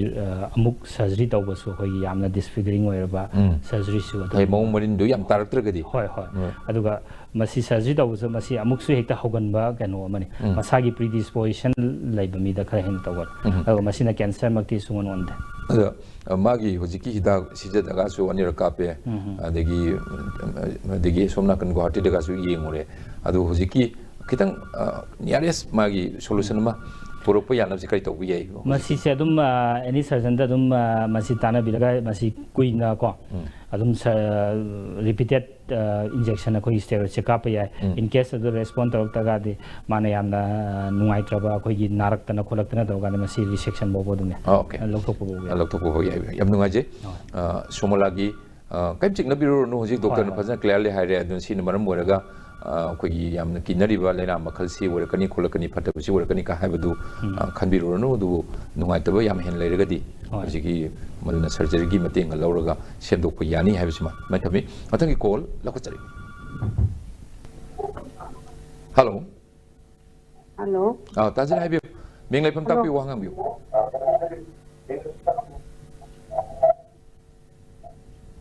ꯍꯜꯂꯣ ꯇꯥꯖꯔꯦ ꯏꯁꯥꯒꯤ ꯃꯤꯡꯒ ꯂꯩꯐꯝꯒꯗꯣ ꯍꯥꯟꯅ ꯑꯃꯨꯛꯇꯪ ꯍꯥꯏꯕꯤꯔꯛꯑꯣ ꯑꯗꯨꯒ ꯋꯥꯍꯪꯁꯨ ꯍꯪꯕꯤꯔꯣ ꯇꯥꯃꯣꯆꯥ ꯑꯩꯁꯦ ꯖꯦꯅꯤꯅꯦꯕꯀꯣ ꯍꯜꯂꯣ ꯌꯥꯁꯀꯨꯝꯒꯤ ꯖꯦꯅꯤ ꯑꯥꯏꯁꯀꯨꯝꯒꯤ ꯃꯦꯀꯞ ꯇꯧꯔꯝꯕꯗꯣ ꯖꯦꯅꯤ ꯍꯜꯂꯣ ꯖꯦꯅꯤ ꯍꯥꯏꯕꯤꯌꯨ ꯑꯩ ꯀꯔꯤ ꯗꯣꯛꯇꯔ ꯗꯣꯛꯇꯔꯗ ꯀꯩꯅꯣ hangbiyo jene hangbiyo ꯑꯩꯒꯤꯅꯦ ꯔꯥꯏꯠ ꯁꯥꯏꯠꯀꯤ ꯀꯩꯅꯣꯁꯦ 2 times ꯑꯣꯄꯔꯦꯁꯟ ꯇꯧꯔꯦꯕ ꯑꯗꯨꯗꯨꯝ ꯊꯣꯛꯈꯤꯕ ꯑꯗꯨ ꯍꯧꯖꯤꯛꯁꯦ ꯊꯥ ꯑꯃꯒꯤ ꯃꯃꯥꯡꯗꯅꯦ ꯑꯩꯁꯦ ꯅꯥꯔꯛꯇꯅ ꯃꯦꯃꯣꯒ꯭ꯔꯥꯝ ꯂꯧꯋꯦꯕ ꯑꯗꯨ ꯃꯦꯃꯣꯒ꯭ꯔꯥꯝ ꯂꯧꯕꯗꯗꯤ ꯏꯊꯟꯗꯗꯤ ꯀꯩꯝꯇꯗꯤ ꯂꯩꯇꯦ ꯑꯗꯨꯕꯨ ꯑꯗꯨꯝ ꯑꯗꯨꯝ ꯅꯥꯕ ꯈꯣꯠꯄꯁꯦ ꯑꯗꯨꯝ ꯇꯧꯋꯦꯕꯀꯣ ꯑꯗꯨ ꯑꯩ ꯕꯥꯏꯑꯣꯞꯁꯤꯗꯤ ꯂꯣꯏ ꯇꯧꯔꯦ ꯑꯗꯨꯗꯤ ꯔꯤꯖꯟꯗꯤ ꯑꯗꯨꯝ ꯀꯩꯝꯇ ꯐꯠꯇꯕ ꯑꯣꯏꯗꯦ ꯑꯗꯨ ꯁꯤꯁꯦ ꯑꯗꯨꯝ ꯒꯨꯂꯤ ꯀꯩꯀꯥ ꯆꯥꯔꯒ ꯑꯗꯨꯝ ꯑꯗꯨꯝ ꯇꯧꯒꯗ꯭ꯔꯥ ꯖꯦꯅꯤ ꯑꯝꯇ ꯄꯥꯏꯕꯤꯌꯨꯀꯣ ꯀꯩꯅꯣꯅꯦ ꯐꯣꯟꯁꯦ खितंग टेलीविजन ममांग नक्ना लेब्रा जेनिसे अदो खितंग ले आई चथोके खितंग तो चथोपियो चथोके ले yes yam ingdare aja ahan bagi do kari no ji isagi nungai taba na ba atai di phanam tajarabne ahan bagi fast part tong ta habiu isagi nungai taba do ahan bagi se ai si aina haji haido 2 times operation tawure ba kano matum leyen tawaga nai ina tawdana ani lopukhreba da akongadi ai si yam banna thaupen rona tawbani ani ma tawe thaupen rona amuna infanu tanda tawe amuna akondagina rimse tawe andu so ai ni yang kuina hamu hospitalize to layeba ko beje kitanga da tawdana adaida ai ni pa khatkana adun lay ado hadisu merma sai adun naayeba adai ji nahan thamki mamang da ai mammogram lokse aduga yemdadi result ka su doctor da pura hangu kai leke haiba isaji sahi kya muk subirage jani sahi ai sahi je haji ke 47 admai ne hoi hoi ꯆꯥꯎꯔꯛꯄ ꯌꯥꯔꯅꯤꯀꯣ Jenny ꯑꯗꯨꯗꯤ ꯋꯥꯍꯪꯁꯤ ꯌꯥꯝ ꯐꯖꯅ ꯇꯥꯔꯦ ꯐꯣꯟꯁꯨ ꯌꯥꯝ ꯐꯖꯅ ꯑꯅꯤꯁꯨꯕꯁꯤꯗꯤ ꯌꯥꯝ ꯐꯖꯅ ꯇꯥꯔꯦ ꯑꯗꯨ ꯐꯣꯟꯁꯤ ꯊꯝꯕꯤꯔꯣ ꯑꯗꯨꯒ ꯗꯣꯛꯇꯔꯅ ꯍꯧꯖꯤꯛ ꯑꯗꯣꯝꯒꯤ ꯋꯥꯍꯪꯁꯤ ꯂꯣꯏ ꯇꯥꯔꯦ ꯀꯔꯤ ꯍꯥꯏꯔꯛꯀꯦ ꯄꯨꯟꯅ ꯇꯥꯃꯤꯟꯅꯁꯤ ꯗꯣꯛꯇꯔ ꯇꯥꯛꯄꯤꯌꯨ ꯑꯩꯈꯣꯏꯒꯤ ꯀꯩꯅꯣꯒꯤꯁꯦ ꯃꯥꯒꯤꯁꯦ ꯍꯥꯟꯅ ꯁꯔꯖꯔꯤ ꯇꯧꯔꯨꯕꯁꯦ ꯑꯩꯅ ꯁꯨꯝ ꯌꯦꯡꯕꯗ ꯐꯥꯏꯕ꯭ꯔꯣꯏꯗꯤꯅꯣꯃꯥ ꯀꯥꯏꯅ ꯑꯩꯈꯣꯏꯒꯤ ꯕ꯭ꯔꯦꯁꯀꯤ ꯗꯤꯖꯤꯁ ꯈꯔ ꯂꯩꯔꯤꯀꯣ ꯕꯤꯅꯥꯏꯟ ꯑꯣꯏꯕ ꯀꯦꯟꯁꯔꯃꯛꯇꯤ ꯅꯠꯇꯕ ꯁꯤꯒꯤ ꯁꯔꯖꯔꯤ ꯇꯧꯔꯦ ꯇꯣꯏꯅ ꯅꯥꯏ ꯍꯥꯏꯕꯁꯤ ꯑꯩꯈꯣꯏꯒꯤ ꯅꯨꯄꯤꯗ ꯑꯩꯈꯣꯏꯒꯤ ꯃꯤꯅꯣꯄꯣꯁ ꯌꯧꯗ꯭ꯔꯤꯉꯩꯗꯗꯤ ꯑꯩꯈꯣꯏꯒꯤ ꯁꯥꯏꯀ꯭ꯂꯤꯀꯦꯜ ꯀꯩꯅꯣꯒꯅ ꯃꯦꯁꯇꯦꯜꯖꯤꯌꯥ ꯀꯥꯏꯅ ꯂꯩꯀꯣ ꯁꯨꯝꯕ ꯑꯣꯏꯔꯝꯒꯗ꯭ꯔꯅ ꯈꯜꯂꯤ ꯃꯥꯒꯤꯁꯦ ꯑꯗꯣ ꯆꯦꯛꯑꯞ ꯇꯧꯊꯣꯛꯄꯤꯔꯒ ꯑꯗꯨꯝ ꯌꯦꯡꯕꯤꯕ ꯌꯥꯅꯤ ꯑꯗꯨꯒ ꯃꯦꯃꯣꯒ꯭ꯔꯥꯝꯁꯦ ꯑꯗꯨꯝ ꯏꯌꯔꯂꯤ ꯉꯝꯕꯤꯔꯒꯗꯤ ꯏꯌꯔꯂꯤ ꯑꯩꯈꯣꯏꯒꯤ ꯁ꯭ꯀ꯭ꯔꯤꯅꯤꯡ ꯑꯗꯨꯝ ꯇꯧꯊꯣꯛꯄꯤꯌꯨ ꯁꯤ ꯏꯁꯥꯒꯤꯗꯪ ꯅꯠꯇꯦ ꯅꯥꯗꯕ ꯃꯤꯁꯨ ꯂꯣꯏꯅꯃꯛ ꯇꯧꯊꯣꯛꯄ ꯌꯥꯏ ꯑꯗꯨꯒ ꯁꯤꯅ ꯕ꯭ꯔꯦꯁ ꯀꯦꯟꯁꯔ ꯍꯥꯏꯗꯤ ꯑꯥꯔꯂꯤ ꯗꯤꯇꯦꯛꯁꯟ ꯉꯝꯒꯗꯣꯏꯅꯤ ꯏꯟ ꯀꯦꯁ ꯂꯩꯔꯝꯃꯕꯁꯨꯀꯣ ꯄꯥꯔꯁꯟꯗꯁꯨ ꯁꯤ ꯑꯗꯨꯝ ꯑꯗꯨꯃꯥꯏꯅ ꯑꯗꯨꯝ ꯑꯦꯗꯚꯥꯏꯁ ꯇꯧꯖꯒꯦ ꯃꯔꯨꯑꯣꯏꯅ ꯍꯧꯖꯤꯛꯀꯤ ꯃꯦꯅꯣꯄꯣꯁꯒꯤ ꯑꯣꯏꯔꯛꯄꯒꯤ ꯃꯇꯥꯡ ꯁ꯭ꯋꯥꯏꯗ ꯂꯥꯛꯄ ꯁꯤꯝꯇꯝ ꯍꯥꯏꯇꯥꯔꯦ ꯅꯥꯕ ꯈꯣꯠꯄ ꯇꯧꯔꯤꯁꯦ ꯍꯣꯏ ꯅꯠꯇꯦ ꯁꯤ ꯃꯤꯅꯣꯄꯣꯁ ꯑꯩꯈꯣꯏꯒꯤ ꯄ꯭ꯔꯤ ꯃꯤꯅꯣꯄꯣꯁꯇꯁꯨ ꯑꯩꯈꯣꯏꯒꯤ ꯀꯩꯅꯣꯗꯁꯨ ꯑꯗꯨꯝ ꯇꯧꯋꯤ ꯑꯗꯨꯒ ꯑꯇꯣꯞꯄ ꯗꯤꯖꯤꯁ ꯑꯩꯈꯣꯏꯒꯤ ꯕ꯭ꯔꯦꯁ ꯀꯦꯟꯁꯔ ꯅꯠꯇꯕ ꯕ꯭ꯔꯦꯁꯀꯤꯁꯨ ꯑꯩꯈꯣꯏ ꯑꯣꯔꯒꯥꯟ ꯑꯃꯅꯤꯅ ꯗꯤꯖꯤꯁ ꯑꯇꯣꯞꯄ ꯃꯌꯥꯝ ꯑꯃ ꯂꯩꯖꯔꯤ ꯍꯥꯏꯇꯥꯔꯦꯀꯣ ꯏꯟꯐꯦꯛꯁꯟꯕꯨ ꯑꯣꯏꯔꯁꯨ ꯑꯩꯈꯣꯏꯒꯤ ꯁꯥꯏꯀ꯭ꯂꯤꯀꯦꯜ ꯃꯦꯁꯇꯥꯜꯖꯤꯌꯥꯁꯦ ꯌꯥꯝꯅ ꯀꯃꯟ ꯑꯣꯏꯅ ꯅꯨꯄꯤꯁꯤꯡꯗ ꯕ꯭ꯔꯦꯁ ꯅꯥꯕꯁꯦ ꯃꯁꯤ ꯊꯣꯛꯄ ꯀꯩꯅꯣꯁꯦ ꯁꯤ ꯑꯣꯏꯔꯝꯒꯗꯕ ꯃꯥꯜꯂꯤ ꯌꯥꯝ ꯅꯨꯡꯉꯥꯏꯖꯩ ꯑꯗꯣ ꯖꯦꯅꯤꯒꯤꯁꯤ ꯊꯣꯏꯗꯣꯛ ꯌꯥꯝ ꯀꯟꯅ ꯂꯨꯅ ꯈꯟꯖꯟꯕ ꯀꯩꯗꯧꯕꯗꯤ ꯇꯧꯕꯤꯗꯅ ꯅꯨꯡꯉꯥꯏꯇ꯭ꯔꯒꯗꯤ ꯃꯦꯃꯣꯒ꯭ꯔꯥꯝꯁꯤ ꯇꯧꯕꯤꯔꯨꯔꯦ ꯍꯥꯏ ꯑꯗꯨꯅ ꯑꯦꯕ꯭ꯔꯤ ꯏꯌꯔꯂꯤ ꯃꯁꯤ ꯆꯦꯛ ꯇꯧꯕꯤꯕꯗꯨꯃ ꯌꯥꯝ ꯐꯩ ꯑꯥꯔꯂꯤ ꯗꯤꯇꯦꯛꯁꯟ ꯑꯣꯏꯔꯛꯄ ꯌꯥꯕ ꯌꯥꯗꯕ ꯑꯗꯨꯅ ꯁꯤꯃ ꯇꯧꯕꯤꯕ ꯌꯥꯝ ꯐꯩ ꯑꯗꯨꯝ ꯀꯩꯁꯨ ꯊꯣꯏꯗꯣꯛꯄ ꯇꯧꯔꯣꯏ ꯍꯥꯏꯕꯁꯤꯃ ꯑꯗꯣ ꯌꯥꯝ ꯅꯨꯡꯅꯥꯡꯕꯤꯔꯨꯅꯨ ꯄꯥꯈꯠꯄ ꯀꯩꯗꯧꯕꯗꯨ ꯈꯔ ꯍꯟꯊꯕꯤꯔꯒ ꯑꯦꯅꯤ ꯅꯨꯡꯉꯥꯏꯔꯛꯇ ꯀꯥꯟꯗ ꯑꯗꯨꯝ ꯗꯣꯛꯇꯔ ꯇꯥꯟꯅꯕꯁꯤꯃ ꯃꯁꯤꯒꯤ ꯈꯨꯗꯣꯡꯆꯥꯕꯁꯤ ꯂꯧꯕꯤꯌꯨ ꯑꯗꯨꯃꯥꯏꯅ ꯊꯝꯖꯒꯦ ꯌꯥꯝ ꯅꯨꯡꯉꯥꯏꯖꯩ ꯖꯦꯅꯤ ꯀꯣꯜ ꯇꯧꯕꯤꯔꯛꯄ ꯑꯗꯨ ꯃꯊꯪꯒꯤ ꯀꯣꯜꯁꯤꯃꯇꯒ ꯂꯧꯈꯠꯆꯒꯦ ꯍꯜꯂꯣ ꯍꯜꯂꯣ ꯗꯣꯛꯇꯔ ꯍꯦꯜꯂꯣ ꯗꯣꯛꯇꯔꯒꯤ ꯊꯧꯔꯝꯅꯤ ꯍꯥꯏꯕꯤꯌꯨ ꯑꯩ ꯁꯝꯁꯨꯡꯗꯒꯤ ꯑꯩꯒꯤ ꯃꯤꯡꯅ ꯏꯁꯣꯔ ꯀꯩꯁꯥꯝꯊꯣꯡꯗꯒꯤ ꯃꯤꯡ ꯁꯝꯁꯨꯡꯗꯒꯤ ꯑꯩꯒꯤ ꯋꯥꯏꯐꯁꯤ ꯃꯩꯌꯥ ꯀꯧꯏ ꯃꯥꯒꯤꯁꯦ ꯕ꯭ꯔꯦꯁ ꯀꯦꯟꯁꯔ ꯐꯥꯔꯁ ꯁ꯭ꯇꯦꯖꯅꯦꯕ ꯑꯗꯨꯒ ꯃꯥꯒꯤꯁꯦ ꯀꯩꯅꯣꯗꯤ ꯂꯧꯗꯣ ꯄꯣꯠ ꯕ꯭ꯔꯦꯁꯁꯦ ꯀꯛꯊꯠꯈꯤꯕꯅꯤꯅ ꯅꯠꯇꯕ ꯂꯧꯊꯣꯛꯈꯤꯕꯗꯤ ꯅꯠꯇꯕ ꯐꯥꯔꯁ ꯁ꯭ꯇꯦꯖꯅꯤꯅ ꯄꯣꯠꯈꯤꯕ ꯍꯥꯏꯇꯥꯔꯦ ꯑꯗ ꯃꯥꯒꯤꯁꯦ ꯀꯩꯅꯣꯁꯤ ꯄꯦꯠꯁꯤ ꯁꯤꯀꯦꯜꯁꯤ 2 times ꯇꯧꯔꯦꯕ ꯑꯗꯣ ꯍꯧꯖꯤꯛꯇꯤ ꯅꯣꯔꯃꯦꯜꯗꯤ ꯍꯥꯏꯔꯛꯑꯦ ꯍꯥꯏꯕꯤꯌꯨ ꯑꯗꯣ ꯃꯁꯤꯗ ꯀꯔꯝꯕ ꯁ꯭ꯇꯦꯞꯁꯦ ꯃꯈꯥ ꯇꯥꯅ ꯂꯧꯈꯠꯈꯤꯕꯒꯦ ꯈꯪꯖꯅꯤꯡꯉꯤ ꯁꯔꯖꯔꯤ ꯇꯧꯈꯤꯕꯁꯦ ꯀꯌꯥꯝ ꯀꯨꯏꯔꯒꯦ ꯖꯔꯅꯤꯁꯦ 2017ꯗ ꯑꯣꯀꯦ ꯆꯥꯎꯔꯥꯛꯄ ꯌꯥꯔ ꯀꯣꯏꯁꯤꯟ ꯇꯥꯕꯤꯔꯦꯀꯣ ꯗꯣꯛꯇꯔ ꯅꯠꯇ꯭ꯔꯒ ꯇ꯭ꯔꯤꯠꯃꯦꯟꯁꯦ ꯀꯩꯀꯩ ꯁꯔꯖꯔꯤꯗꯪ ꯇꯧꯈꯤꯕ꯭ꯔꯥ ꯑꯇꯣꯞꯄ ꯃꯥꯒꯤꯁꯦ ꯀꯦꯃꯣꯊꯦꯔꯥꯄꯤ ꯄꯤꯈ꯭ꯔꯦ ꯑꯣꯀꯦ ꯑꯗꯨꯒ ꯃꯥ ꯀꯦꯃꯣ ꯄꯤꯈ꯭ꯔ ꯃꯇꯨꯡꯗ ꯍꯧꯖꯤꯛꯁꯦ 5 yearsꯀꯤ ꯀꯩꯅꯣꯁꯦ ꯆꯥꯎꯅ ꯍꯥꯏꯕ ꯀꯦꯃꯣꯊꯦꯔꯥꯄꯤ ꯍꯣꯏ ꯑꯗꯒꯤ ꯔꯦꯗꯤꯌꯦꯁꯟꯗꯤ ꯄꯤꯕꯤꯈꯤꯕ꯭ꯔꯥ ꯔꯦꯗꯤꯌꯦꯁꯟ ꯃꯥꯁꯦ ꯑꯗꯨꯃꯥꯏꯅ ꯇꯧꯈ꯭ꯔꯦꯕ ꯑꯣꯀꯦ ꯌꯥꯔꯅꯤꯀꯣ ꯑꯗꯨꯗꯤ ꯐꯔꯗꯔ ꯇ꯭ꯔꯤꯠꯃꯦꯟꯁꯦ ꯃꯌꯥꯒꯤꯁꯦ ꯀꯔꯤ ꯀꯔꯤ ꯇꯧꯒꯗꯒꯦ ꯍꯥꯏꯗꯨ ꯍꯧꯖꯤꯛ ꯋꯥꯍꯪ ꯑꯗꯨꯝ ꯍꯪꯕꯤꯔꯛꯄ ꯋꯥꯍꯪꯁꯤꯗꯤ ꯑꯩꯈꯣꯏ ꯇꯥꯖꯔꯦ ꯗꯣꯛꯇꯔ ꯐꯖꯅ ꯇꯥꯕꯤꯔꯕꯅꯤ나 ꯗꯣꯛꯇꯔꯅ ꯑꯃꯨꯛ ꯑꯅꯗ ꯍꯧꯖꯤꯛ ꯃꯔꯨꯑꯣꯏꯅ ꯔꯤꯁꯦꯟ ꯗꯤꯕꯂꯞꯃꯦꯟ ꯉꯁꯥꯏꯒꯤ ꯀꯦꯟꯁꯔ ꯕ꯭ꯔꯦꯁ ꯀꯦꯟꯁꯔ ꯇ꯭ꯔꯤꯠꯃꯦꯟꯒꯤ ꯃꯇꯥꯡꯁꯤꯗ ꯗꯤꯕꯂꯞꯃꯦꯟ ꯃꯌꯥꯝ ꯂꯥꯛꯏꯕꯅꯤꯅ ꯀꯔꯤ ꯀꯔꯤ ꯂꯥꯏꯌꯦꯡ ꯄꯊꯥꯞꯁꯦ ꯑꯅꯧꯕꯁꯤꯡ ꯂꯩꯔꯒꯦ ꯑꯗꯨ ꯑꯃꯨꯛꯇ ꯈꯪꯃꯤꯟꯅꯁꯤ ꯐꯣꯟꯁꯤ ꯊꯝꯕꯤꯔꯣ ꯗꯣꯛꯇꯔꯗꯒꯤ ꯑꯩꯈꯣꯏ ꯑꯃꯨꯛ ꯇꯥꯃꯤꯟꯅꯁꯤ ꯗꯣꯛꯇꯔ ꯑꯩꯈꯣꯏꯒꯤ ꯌꯨꯖꯨꯋꯦꯜ ꯑꯩꯈꯣꯏꯒꯤ ꯕ꯭ꯔꯦꯁ ꯀꯦꯟꯁꯔꯒꯤ ꯇ꯭ꯔꯤꯠꯃꯦꯟꯁꯦ ꯃꯌꯥꯝꯗ ꯈꯪꯅꯕ ꯈꯤꯇꯪ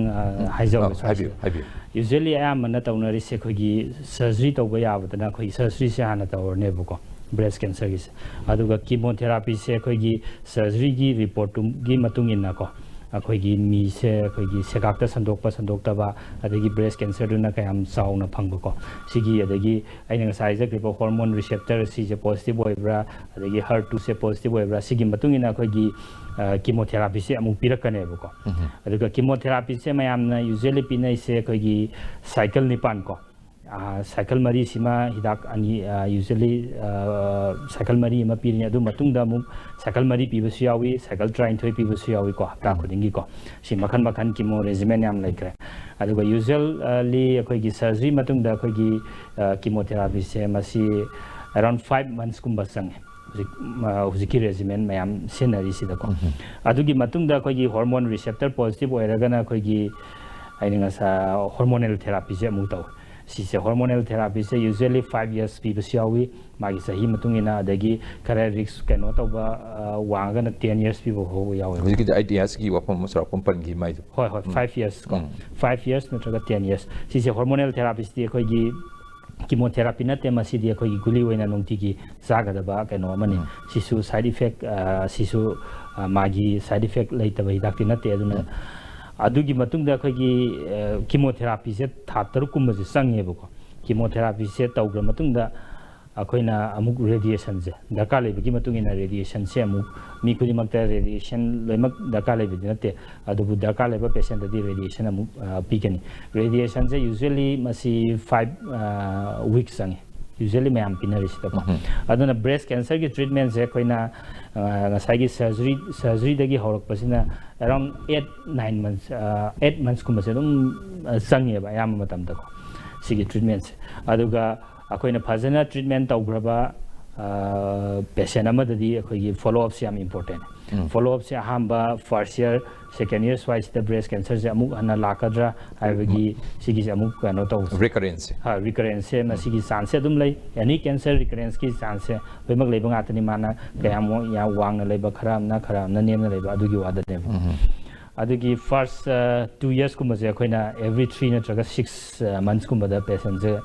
चेकअप की एडवाइस तो माय फॉलो अप न तापि होय फॉलो अप होय अदगी नेक्स्ट 3 years दा खरा ईयरली गुंबको अदमाइना सिगी से नत्रगा 6 monthly गुंबको अदगी आफ्टर 5 years तसु अखोइना सिजे monthly गुंब से अदम फॉलो अप से एडवाइस तौसे अदो हुजिकसी फर्स्ट स्टेज नि लौथोखरे केमो काखरे हुजिकी अखोगी कंसर्न केस से हाइतारे अदो माय मखादा हुजिक मा तौबा याबसे हाइबुदी सरकम हाइबिरे अदो पर्टिकुलरली हुजिक मखाताबा फॉलो अप से करी तौबा याय है फॉलो अप से 2 years सुर हैवनिन हुजिक से मागी चांस ऑफ रिकरेंस खरदि नेमधरे हाना सही अनि सिदा लेरमदुदगी को अदुना हुजिक से एवरी 6 months कुंबा फॉलो अप संगवा तौबा म दरकार तागनी फॉलो अप त तौरिसे अखोगी मागी पेशेंट की सिम्पटम अतोपा मफमदा कनो नाबगुंबको अखोई स्प्रेड तौब्रा यंगबा अदगी breast cancer नागिबा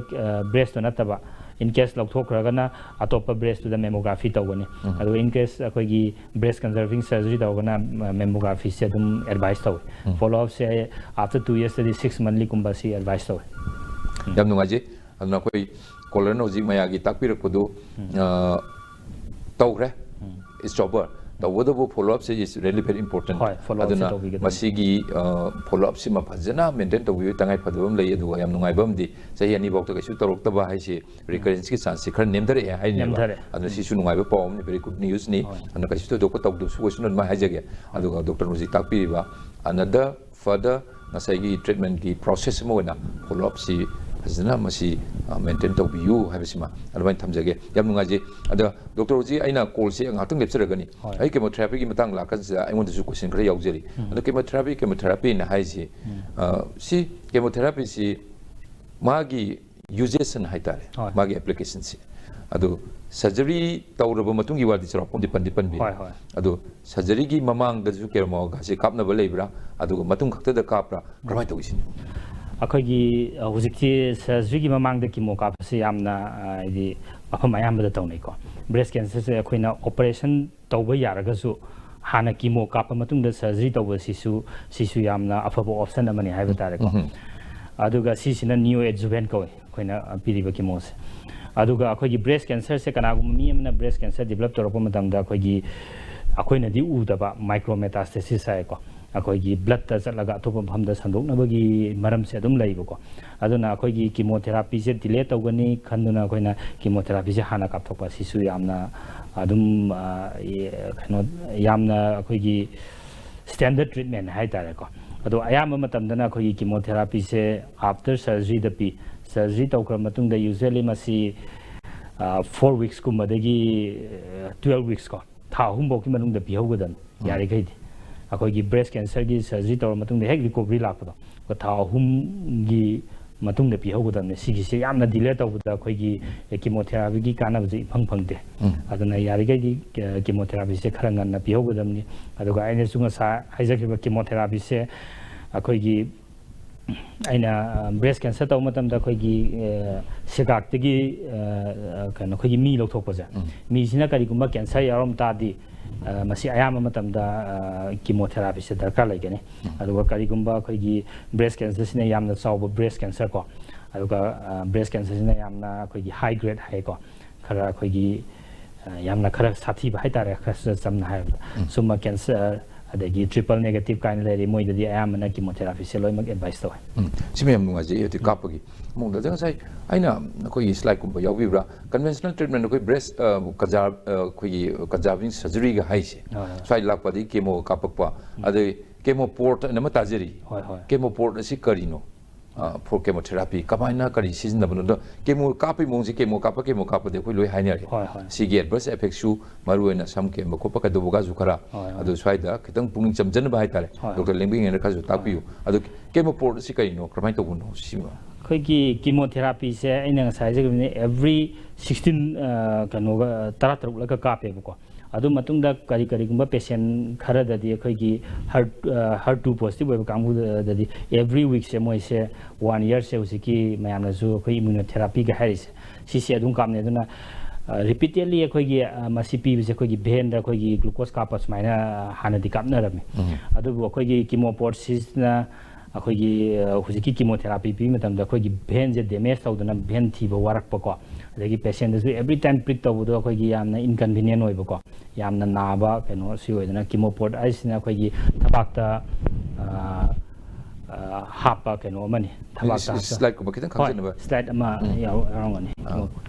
chemoport ko thabak ta hapa gi hoi si wo do next mathang da last year on gudama sigi mayam sisu kogi kanoda hojigi utbig mayam du hoi sigi se hoi sigi se kogi chemoport hai je sidigi kogi venam da hapsa laga sigi round ama yaw se sina thabaki kogi clavicle ge makha da tham doi ne ba adu hapa di kramai hapa se kogi manzi kogi kara keno toraga operation theater da happy ko masi hapa se kogi si am go da kale masi hapa se du patient di pangdar ga hapa di nate kogi kara sidet toraga usually happy aduga yang kuina sangman sunate pungkhai ma da loiba procedure ni aduga si patient sina chemo kapa lakpa matam da kogi next time da sigi round ma yaw se yetum ma thinja laga yam laina keno to ba yai ta aduga masi kana ba sing hai ga di tholai se hoi si abu round ja hoi si atopa slide ama jong sigi mamang hoi natta oh sigi se every time se khoi gi patients na chemo kapa lakpa kanda sigi se yetum ne ba thili asi lauthoga amayum da hangi ba yare next time lakpa kanda sida muk thilaga aba asigi sina block tawanda ba hai tare ko aduga riksu yam nemba infection gi chance handai sinaga ade ji chemoport se kapa da vein damage tawdoriba dagi patient na ba nungai taba me yam henna apaba separate site amada mane khar comfortably kape yan na yam nungai je sima ado hojiki chemo si kape before the kape me tapi gre ado after the kape se sigi after surgery je kape matam se asai gi swai da kape matam si da hojik si maruina cancer gi naraku matam laing pathap jathar matam dadi matam su kuina changba adagi amusu chances se kari mo tamai stage gi matung na su haibi ba cost factor am leiri ba paisa je chemo kapa ga se siri ka matam ai samang na chemo di kapa na te di surgeon e doi su ai sarap na khoi gi haiza ge khoi gi chemotherapy me amna conventional kam nei se around 1 lakh kum sang usually magi doses mayam se ko ana 8 dose either na traga 16 dose kum se around 1 lakh kumba samu sang e duga khoi gi hosi ge khoi gi aina sai panjagi ba HER2 na 20 na palise sigi positive oiba patient dadi akoina trastuzumab na hida ama kape ko masina prolong oina 1 year gumba kape masi every hafta ko dingi ko na traga every 3 weeks ko dingi kape mayam ji immunotherapy ga join ko sigi sidi hujikti khara tangi duga roughly around 3 lakhs kuma sang wani pura course ma da masi patient ge sem nunga je doctor do awang su kra le chemotherapy ki matang sida ꯀꯩꯅꯣꯃꯁꯨ ꯍꯥꯏꯖꯍꯧꯒꯦ ꯍꯧꯖꯤꯛ ꯀꯔꯝꯕ ꯃꯤꯅ ꯀꯤꯃꯣꯊꯦꯔꯥꯄꯤ ꯍꯧꯖꯤꯛꯀꯤ hormone ꯔꯤꯁꯦꯞꯇꯔ ꯄꯣꯖꯤꯇꯤቭ ꯑꯣꯏꯕꯀꯣ ꯑꯗꯨꯒ ꯑꯩꯈꯣꯏꯒꯤ ꯃꯥꯒꯤ ꯃꯤꯗꯣ cancer ꯁꯟꯗꯣꯛꯇꯕ ꯁꯤꯒꯨꯝꯕ ꯃꯤꯁꯤꯗ ꯑꯩꯈꯣꯏ ꯑꯅꯧꯕ ꯂꯦꯇꯦꯁ ꯗꯤꯕꯂꯞꯃꯦꯟꯗ ꯍꯥꯏꯔꯒꯗꯤ ꯑꯩꯈꯣꯏꯒꯤ ꯀꯤꯃꯣꯊꯦꯔꯥꯄꯤꯁꯦ ꯃꯤ ꯑꯃꯗ ꯑꯗꯨꯝ ꯍꯧꯖꯤꯛꯀꯤ ꯃꯥꯒꯤ ꯀꯦꯟꯁꯔꯗꯨꯅ ꯑꯩꯈꯣꯏꯒꯤ ꯑꯦꯛꯁꯤꯂꯥꯗ ꯁꯟꯗꯣꯛꯇ꯭ꯔꯕ ꯍꯣꯔꯃꯣꯟ ꯔꯤꯁꯦꯞꯇꯔ ꯄꯣꯖꯤꯇꯤቭ ꯑꯣꯏꯕ ꯀꯤꯃꯣꯊꯦꯔꯥꯄꯤꯁꯦ ꯀꯥꯟꯅꯒꯗ꯭ꯔꯥ ꯀꯥꯟꯅꯔꯣꯏꯗ꯭ꯔꯥ ꯀꯥꯏꯅ ꯍꯧꯖꯤꯛꯁꯦ ꯑꯩꯈꯣꯏꯒꯤ ꯇꯦꯁ ꯇꯧꯅꯕꯒ ꯌꯥꯝ ꯊꯣꯛꯑꯦ ꯃꯁꯤꯁꯤꯗ ꯑꯩꯈꯣꯏꯒꯤ ꯑꯣꯟꯀꯣꯇꯥꯏꯞ DXI ꯀꯣ ꯁꯤꯒꯤꯁꯦ ꯃꯁꯤꯒꯤꯁꯤꯅ ꯑꯩꯈꯣꯏꯒꯤ ꯕ꯭ꯔꯦꯁ ꯀꯦꯟꯁꯔꯒꯤ ꯁꯔꯖꯔꯤ ꯇꯧꯕꯗꯨ ꯂꯧꯊꯣꯛꯑꯒ ꯑꯃꯨꯛ ꯊꯥꯒꯗꯕꯅꯤ ꯖꯤꯟ ꯇꯦꯁꯇꯤꯡꯅꯤ ꯃꯁꯤꯗ ꯇꯧꯗꯣꯏꯁꯦ ꯑꯗꯨꯒ ꯃꯁꯤꯁꯦ ꯑꯩꯈꯣꯏꯒꯤ ꯈꯔꯗꯤ ꯇꯥꯡꯉꯤ ꯍꯧꯖꯤꯛꯇꯤ ꯑꯦꯔꯥꯎꯟ 2.5 to 3 lakhs ꯀꯩꯅꯣ ꯇꯧꯋꯦ ꯆꯪꯉꯦ ꯑꯗꯨꯕꯨ ꯔꯥꯏꯠ ꯀꯦꯟꯗꯤꯗꯦꯠ ꯍꯥꯏꯕ ꯇꯥꯔꯦꯀꯣ ꯍꯣꯔꯃꯣꯟ ꯔꯤꯁꯦꯞꯇꯔ ꯄꯣꯖꯤꯇꯤቭ ꯑꯣꯏꯗꯕ ꯃꯥꯒꯤ ꯇ꯭ꯌꯨꯃꯔꯗꯨ ꯌꯥꯝ ꯆꯥꯎꯗꯕ ꯁꯤꯒꯨꯝꯕꯗꯗꯤ ꯁꯤꯒꯤꯁꯦ ꯇꯦꯁꯁꯦ ꯑꯦꯐꯣꯔꯠ ꯇꯧꯕ ꯉꯝꯕ ꯃꯤꯗꯗꯤ ꯊꯥꯔꯒ ꯀꯦꯃꯣꯊꯦꯔꯥꯄꯤꯁꯦ ꯑꯣꯜ ꯇꯨꯒꯦꯗꯔ ꯑꯦꯚꯣꯏꯗ ꯇꯧꯕ ꯐꯥꯎꯕ ꯌꯥꯏ ꯍꯥꯏꯇꯥꯔꯦ ꯁꯤꯃꯁꯨ ꯑꯩꯈꯣꯏꯒꯤ ꯃꯦꯗꯤꯀꯦꯜ ꯁꯥꯏꯟꯁꯀꯤ ꯑꯦꯗꯚꯥꯟꯁꯃꯦꯟꯁꯦ ꯂꯣꯏ ꯈꯪꯕ ꯅꯥꯏꯕ ꯅꯠꯇꯦ ꯑꯗꯨꯅ ꯃꯤꯠꯌꯦꯡꯁꯤ ꯑꯗꯨ ꯃꯥꯒꯤ ꯑꯥꯎꯠꯂꯨꯛꯁꯤ ꯑꯃꯗꯒꯤ ꯍꯣꯏ ꯑꯩꯈꯣꯏꯒꯤ ꯀꯝꯄ꯭ꯂꯤꯀꯦꯁꯟ ꯃꯌꯥꯝꯁꯦ ꯍꯟꯊꯔꯛꯅꯕ ꯇꯥꯃꯣꯅꯁꯨ ꯍꯪꯕꯤꯔꯦꯀꯣ ꯑꯩꯈꯣꯏꯒꯤ ꯀꯤꯃꯣꯊꯦꯔꯥꯄꯤꯒꯤ ꯀꯝꯄ꯭ꯂꯤꯀꯦꯁꯟꯁꯦ ꯑꯩꯈꯣꯏꯒꯤ ꯉꯁꯥꯏꯁꯨ ꯑꯩ ꯄꯜꯍꯧꯗꯔꯦ ꯑꯩꯈꯣꯏꯒꯤ ꯃꯌꯥꯝꯅ ꯍꯦꯛ ꯎꯕꯗꯗꯤ ꯍꯥꯏꯇꯥꯔꯦ ꯑꯩꯈꯣꯏꯒꯤ ꯁꯝ ꯀꯦꯟꯕꯀꯣ ꯑꯗꯒꯤ ꯏꯟꯐꯦꯛꯁꯟ ꯁꯤꯁꯨ ꯌꯥꯝ ꯀꯃꯟꯅꯤ ꯑꯗꯨꯒ ꯀꯤꯃꯣꯊꯦꯔꯥꯄꯤ ꯑꯩꯈꯣꯏꯒꯤ ꯀꯔꯤꯒꯨꯝꯕꯗꯨꯁꯨ ꯍꯥꯔꯠꯇꯀꯣ ꯑꯩꯈꯣꯏꯒꯤ ꯕ꯭ꯔꯦꯁꯀꯤꯗ ꯄꯤꯔꯤꯕ ꯀꯤꯃꯣꯊꯦꯔꯥꯄꯤꯁꯤꯅ ꯍꯥꯔꯠꯁꯨ ꯁꯣꯛꯍꯜꯂꯤꯀꯣ ꯁꯤꯗꯩꯁꯤꯗ ꯏꯟꯇ꯭ꯔꯥꯁꯥꯏꯀ꯭ꯂꯤꯟ ꯒ꯭ꯔꯨꯞ ꯑꯃ ꯌꯥꯎꯔꯤ ꯃꯁꯤꯅ ꯍꯥꯔꯠꯀꯁꯨ ꯑꯗꯨꯝ ꯏꯐꯦꯛ ꯇꯧꯏ ꯑꯗꯨꯒ ꯔꯤꯛꯁ ꯑꯣꯐ ꯁꯦꯀꯦꯟ ꯀꯤꯃꯣꯊꯦꯔꯥꯄꯤꯅ ꯃꯔꯝ ꯑꯣꯏꯗꯨꯅ ꯀꯣꯟꯅ ꯂ꯭ꯌꯨꯀꯦꯃꯤꯌꯥꯒ ꯅꯥꯔꯛꯄꯒꯤ ꯔꯤꯛꯁꯁꯦ ꯑꯗꯨꯝ ꯂꯩ ꯍꯥꯏꯕ ꯇꯥꯔꯦ ꯀꯤꯃꯣꯊꯦꯔꯥꯄꯤꯁꯦ ꯑꯗꯨꯅ ꯁꯤ ꯃꯌꯥꯝꯁꯦ ꯑꯦꯚꯣꯏꯗ ꯇꯧꯅꯕ ꯍꯣꯠꯅꯕꯗ ꯑꯩꯈꯣꯏꯒꯤ ꯀꯔꯝꯕ ꯃꯤꯗ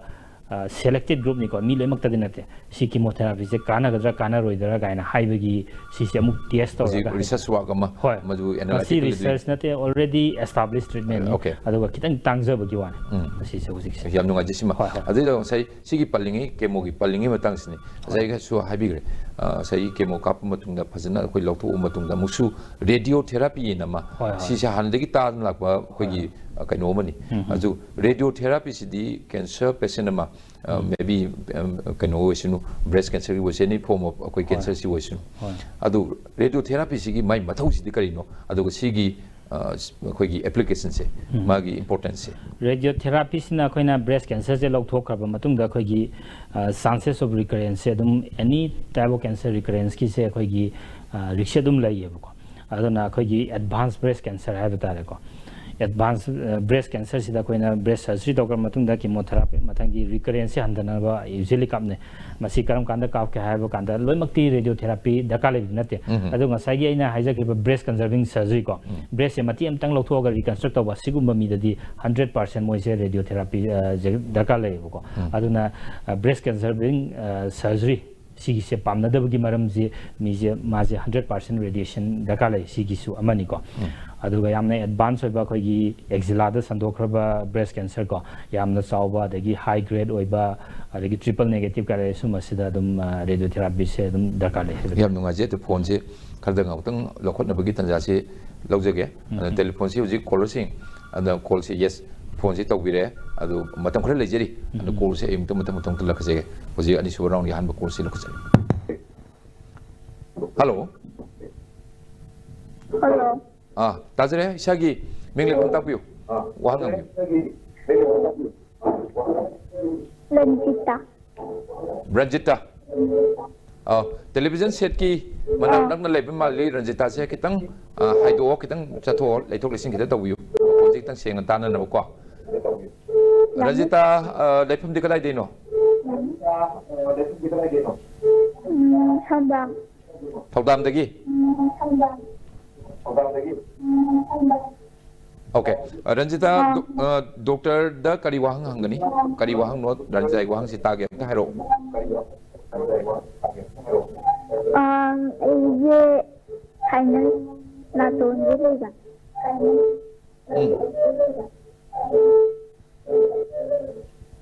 ꯍꯜꯂꯣ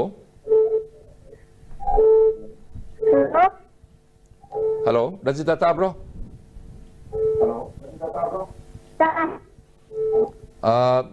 ꯋꯥꯍꯪꯁꯦ ꯅꯪꯒꯤꯁꯦ ꯁꯥꯏꯅꯁ ꯂꯣꯝꯗ ꯅꯥꯇꯣꯟ ꯂꯣꯝꯗ ꯂꯥꯛꯏ ꯑꯗꯣ ꯉꯁꯤꯒꯤ ꯊꯝꯃꯤꯁꯤꯗꯤ ꯕ꯭ꯔꯦꯁ ꯀꯦꯟꯁꯔꯒꯤ ꯃꯇꯥꯡꯅꯤ ꯑꯗꯨ ꯔꯟꯖꯤꯇꯥꯁꯤ ꯆꯍꯤ ꯀꯌꯥꯃꯨꯛ ꯁꯨꯔꯒꯦ ꯇꯔꯥꯃꯥꯊꯣꯏ ꯑꯣ ꯑꯗꯨꯗꯤ ꯅꯪꯒꯤ ꯉꯁꯤꯒꯤ ꯇꯣꯄꯤꯛꯁꯤ ꯈꯤꯇꯪ ꯈꯪꯕ ꯋꯥꯠꯄ ꯃꯥꯜꯂꯤ ꯉꯁꯤꯒꯤ ꯊꯝꯃꯤꯕ ꯇꯣꯄꯤꯛꯁꯦ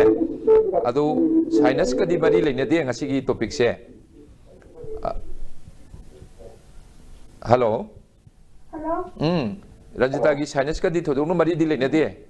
ꯑꯗꯨ ꯃꯔꯨꯑꯣꯏꯅ ꯕ꯭ꯔꯦꯁ ꯀꯦꯟꯁꯔꯒꯤ ꯃꯇꯥꯡꯅꯤ ꯑꯗꯨ ꯑꯇꯣꯞꯄ ꯋꯥꯍꯪ ꯂꯩꯔꯤꯕ꯭ꯔꯥ ꯅꯠꯇ꯭ꯔꯒꯅ ꯑꯇꯣꯞꯄ ꯀꯣꯂꯔ ꯑꯃꯗ ꯆꯥꯟꯁ ꯄꯤꯁꯤꯔꯥ ꯔꯟꯖꯤꯇꯥ ꯀꯃꯥꯏꯅ ꯇꯧꯁꯤꯒꯦ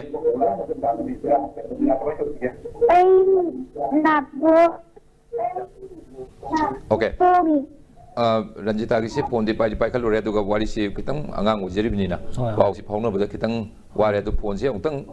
अखोई कक्चगे माइन तौबीबे यादे खितंग मथंगी अनदर सुंबा अखोई एनटी की करी तारप मतमदा रंजितागी वहांग से अमुक हंगबिरगा अखोई खुमननबगे दुगी तंजादु अमिना सेंदर माइन थमजगे अदु मथंगी कॉल ngajiringedani अदुगा रंजिता करीबा फोन से पाइखतना लेबिरगदी मथंगी कॉलर सिंगी कॉल से चंग नुंगाइरोदिनी अदुना रंजितागी फोन से अमुतंग थंबिरो अदुगा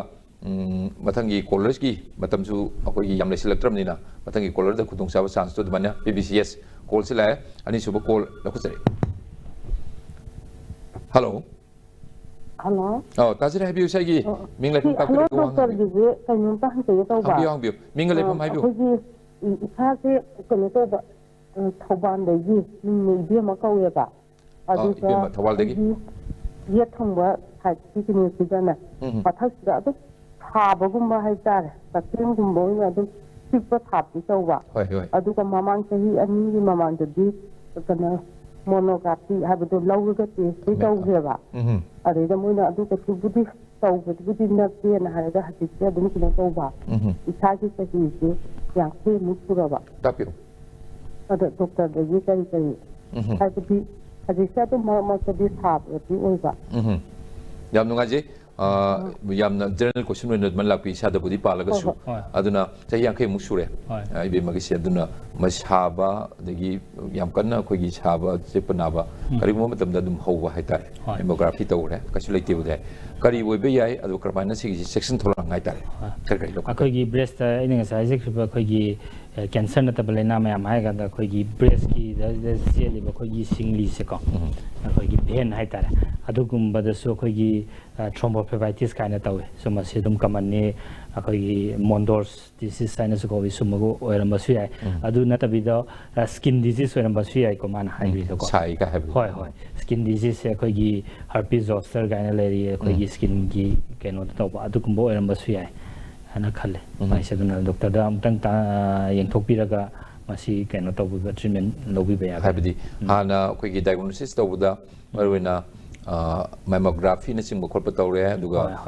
अखोगी कार्सिनोमा ओइबगी अदुगी सिम्पटम्स हान गा थोदोक लेते रिजल्ट सि नॉर्मल नो लाई हाय अदु किनिगा थोदोक लेते तो लेना लेब्रा हाय अदु मसिदि खरा ngasai doctor su tatana happy boduni so koi punama ki awareness maru nupi we bising awareness hai tare masi doctor gi manak chatpa toina toina adu self examination ga tawbiba yam tangai phadu le na phone si la ai call si amtang lokho chage hello oh tajir happy ming le pham tak pi da wang hang bio hello hello ताबिब्रा hello बासी कोम दे रानी बासी खोंग दगी अदु हक्ति ताजरे अदु television set की सागी television की कनु दे खितंग हांदोपिरो अदुगा फजना खरतंग सु हौना हाइबियो तादि ताजरबनी बासी खोंग दगी मिंगदु करी हाइबना हाइबियो रानी बासी खोंग दगी अति लेथो करी वहां हंगबिगनी रानी डॉक्टर दा मैं तो बने अखोई से तो किथे हेलो फोन से याम मतम से याम तांग मतम ने मिस तो निंद्रबा दो कितंग फजन उतंग हाबिरो लाइक थोलसिन तौरगा कितंग ताजबदा कोई इनकमिंग से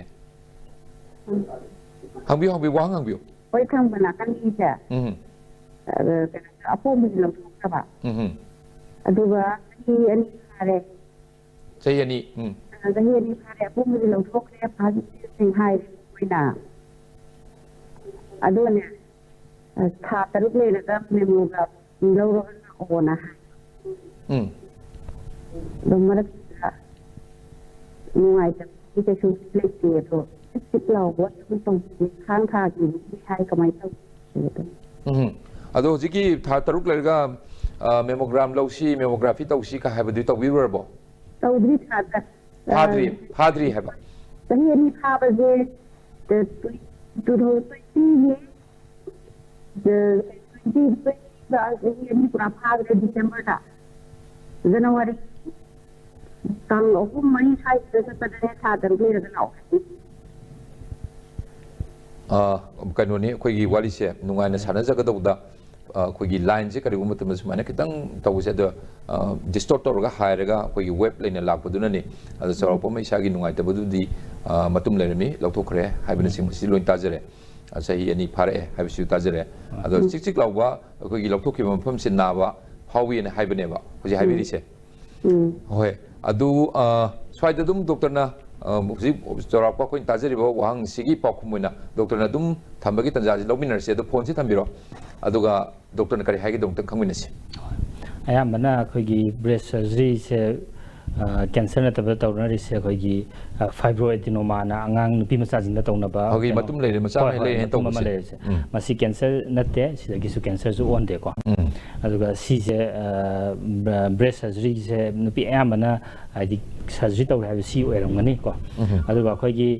मेमोग्राफी से एवरी 1 year खुदिंगी को स्क्रीनिंग तौबिगदम निमी खुदिमंग नाब्रा नादब्रा अदुगा ब्रेस्ट नाबगी मरम सिदी अखोइना फजना कुपना डॉक्टर अंदो उनबिरगा वारी सनारगा ओइना तानबना फराने हाइबदी टेलीफोन दा सिदा कोई फिजिकली सुनब नतबना खरा खक्तने कोइना पार्टी वारी सनाब गेस याम खरे अदुना माइगी फिजिकल एग्जामिनेशन वाडबर तोदुर कोतुर मैम दो अदुना ngasi si yam nungaije maroi nupi oibi singi kanoni khwaidagi akoigi laibuk thiningai su oiba adugi yam khudong thiningai su oiba doctor price su manipur su yam alarming one ji doctor ngai tapi bodo data si ingjeba matam ni dagi oina adum yam masing su engalaiba swai da section thorang lakot chahuba yana na bagi aduga karigmo oiraba su early detection ga tawraga aduna khudong thiba lakadu punam te kan bangam na bagi haiba sida recent developments in breast cancer treatment हाइदन topic से थमजरगा expert वेना doctor Ayekpam Anil Meitei which is a hospital da consultant surgical oncologist वेना लाइबिरिबा लेंसिन बेबा मतमदा तासेंग नादोंगी लाइरिबा साइसा की प्रॉब्लम मैम सी मरोइना नुपी ओइबि सिंगना खरा यामना मरोइना ब्रेस्ट कैंसर की मतंग दा हंगिरपा ट्रीटमेंट की मतंग दा हंगिरपा याम नुंगाइजै अदुगा मसी याम नुंगाइबा कोई याम इंटरैक्टिव बोइबा प्रोग्राम बोइ दोइ पौजै अन डॉक्टर लोइसल पसिने टेक होम मेसेज वेना नुपी ओइबि सिंगी मफमदा तासेंगना अदो सिगी याम किनिंगाइ ओइरबा कैंसर हाइबा अनाबसी यारेंगे मिनिमाइज तौननबा यारगदी लेतनबा मोंगदा अखोइ क्रमाइन तौन सेक्शन थोरंग लखकदगे हाइबसी अदो करिगुम नारबसु खितंग वखलु चमजनबा हाइता टेक होम मेसेज वेना लाइन अखोइगी ब्रेस्ट कैंसर की सिगी मतंग दा हाइजरगदी अखोइगी एनी ब्रेस्ट अखोइगी पोमकपा नत्रगा अखोइगी डिस्चार्ज तौरकपा अखोइगी निपल रिट्रैक्ट तौरकपा से डॉक्टर अमदा चलगा यंगबियु यंगबियु अखोइगी ब्रेस्ट पोम खुदिमक ब्रेस्ट कैंसर दि नते अदुबु ब्रेस्ट कैंसर ओइरंबगी चांस लै अदुन मसिमा यंगथोकपियु अदुगा ब्रेस्ट कैंसर सिदि अखोइना मागी ट्रीटमेंट से अखोइगी surgery plus radiation plus chemotherapy होजिक से मादी क्रोनिक डिजीज ना मा लौनरबनी मसि अखोइगी थाइनगी यामना किनरंबा कैंसर ओइरदी हेक्टमी दे सिगदब नते मसि क्रोनिक डिजीज अखोइना टीबी नाबा डायबिटीज नाबा सुमाइना बो लौनरबनी मागी ट्रीटमेंट फजना लै अदुम यंगथोपियो मसि मयामदा हाइसके यम नुंगाइजे डॉक्टर अदना यम चुम्मबा अदुगा खोइगी पुनमक्ता कानारगदो निपिबिसिंग थिन कानारगदो हाइतारे अने हेल्थ टिप्स मयाम से पिबिरे अदुगा सि सागी अचिनबा मयाम पुनमकाइ थोपिरगनी ड्यूटी नि डॉक्टर सिन बनी अने पुनमा चिन पुनम काइ थोपिरगा एगा एसटीवी नुक्सिजर व्यूअर सिंगी दमक्ता स्पेशली निपिबिसिंग दमक्ता ngasi हेलो डॉक्टर थरोम लेंगिरकवा अदुना मरुइबो फुंकायम थम्बिबा डॉक्टर ngam थागजो फुंदोकचनी थैंक यू हारि वफमसी थम्जबो लोइना ngasi gi dimatang sida hello doctor की थरोम लेसिनजरे मेंग ताबिरबा व्यूअर सिंग अमुकना खुरमजरी